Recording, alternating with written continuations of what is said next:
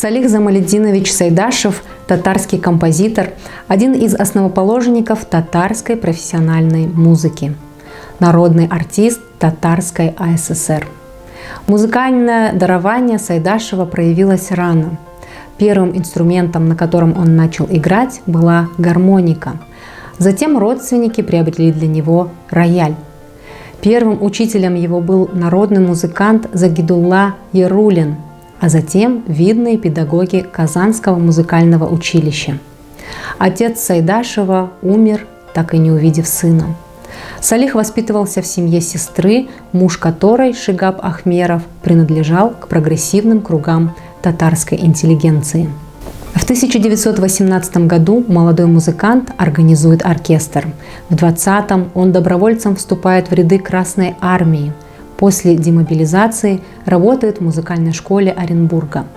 В 1922 году Сайдашев возвращается в Казань и в Татарском государственном академическом драматическом театре имени Камала начинает свою деятельность в качестве дирижера и музыкального руководителя. Широко развертывается творческая деятельность Сайдашева. Один за другим появляются музыкальные произведения к драмам «Галия Бану Файзи», «Иль», «На Кандре», «Голубая шаль» Тинчурина, «Наемщик» Гизата.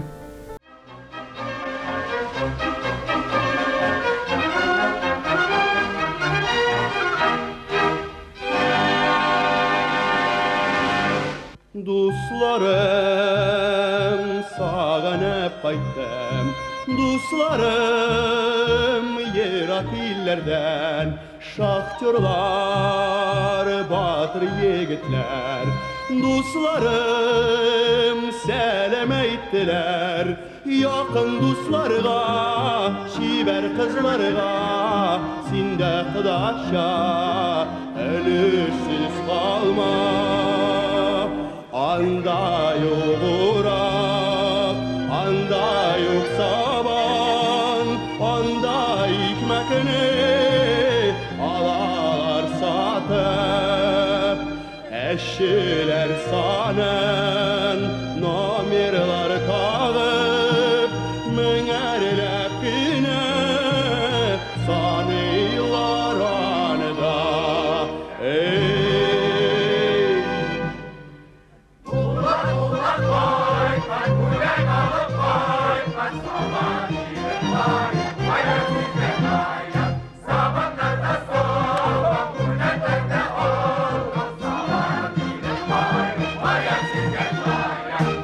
В эти же годы он написал знаменитый «Марш советской армии». Салих Сайдашев считается основоположником татарской профессиональной музыки. На подлинно профессиональном и высоком творческом уровне Сайдашев подытожил, обобщил опыт первых народных композиторов. Многовековые традиции народа сумел органически соединить с опытом европейской музыки, с фольклором и создать на этой основе подлинно национальное и профессиональное искусство. Салих Замалетдинович Сайдашев умер 16 декабря 1954 года и был похоронен на татарском кладбище Новотатарской Слободы, Казани.